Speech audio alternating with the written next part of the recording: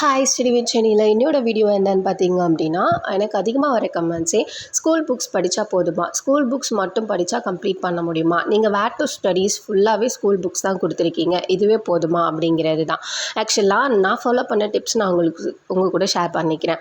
ஆக்சுவலாக school books அப்படிங்கிறது 6th to 12th வரைக்கும் நீங்கள் கம்ப்ளீட்டாக ஒரு 2 to 3 டைம்ஸ் ஆகுது நீங்கள் படிச்சிருக்கணும். அதாவது எப்படின்னா நீங்கள் சோர்ஸஸை லிமிட் பண்ணும்பொழுது உங்களுக்கு இருக்கிற கன்ஃபியூஷன்ஸ் கம்மியாகும். ஏன்னா இது ப்ரிலிம்ஸ் அப்படிங்கிறது நம்மளுக்கு ஆப்ஷன்ஸ் கொஷின்ஸ் அப்படிங்கிறதுனால நம்மளுக்கு ஆப்ஷன்ஸை பார்க்கும்போதே இதுவா அதுவாங்கிற ஆசிலேஷன் கம்மியாக இருக்கணும் அப்படின்னா நீங்கள் சோர்ஸஸை லிமிட் பண்ணும்போது தான். இப்போ நீங்கள் 6th to 12th வரைக்கும் நீங்கள் ஃபுல்லாக படிச்சிட்டிங்க அப்படின்னு சொன்னால் நீங்கள் next previous year question papers கண்டிப்பாக பார்த்தாகணும். இப்போ நம்ம ஸ்கூல் புக்ஸ் கம்ப்ளீட் பண்ணிட்டோம், இதை வச்சு நம்மளால் ஏன் ஆன்சர் பண்ண முடியுது ஏன் பண்ண முடியல அப்படிங்கிறத நீங்கள் அனலைஸ் பண்ணிக்கணும்.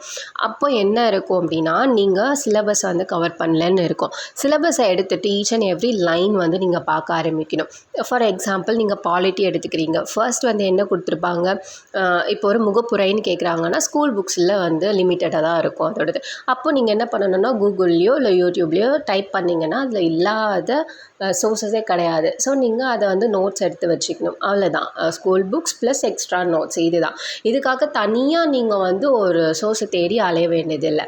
நெக்ஸ்ட் இதில் என்ன கேட்டிருக்காங்க, யூனிட் 6 தமிழில் படிச்சுட்டு இங்கிலீஷில் எழுத முடியும். யூனிட் 6 என்னங்க இருக்குது, நீங்கள் அதில் இருக்கிற அந்த தமிழ் அண்ட் திருக்குறள் இந்த 2 தாண்டி மீதி எல்லாமே நீங்கள் இங்கிலீஷில் தான், அதாவது நீங்கள் இங்கிலீஷ் மீடியமாக இருந்தால் இங்கிலீஷில் தான் படிச்சிருக்க போகிறீங்க. தமிழ் அண்ட் திருக்குறளை நீங்கள் மெயின்ஸில் யூஸ் பண்ணும்போது தங்கிலீஷில் எழுதுகிற மாதிரி தான் இருக்கும். ஸோ அதனால் ஒன்றும் பெரிய வரிசை இல்லை.